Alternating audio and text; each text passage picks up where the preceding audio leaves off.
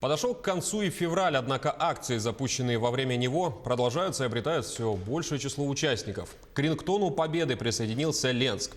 Глава района Жумарт Абельманов принял вызов от руководителя Алекминского улуса и установил на свой телефон бессмертную классику – композицию «Журавли».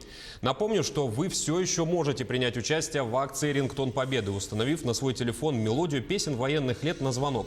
Композицию можно скачать в приложении iTunes или с любого сайта для владельцев телефонов на Android.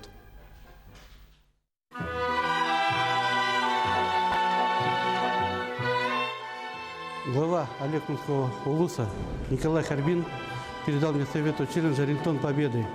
Я с удовольствием принимаю и устанавливаю на свой телефон мелодию на слова Расула Гамзатова и музыку Яна Френкеля «Журавли». Мы обязаны помнить всех участников Великой Отечественной войны и работников тыла за победу над фашистским игом,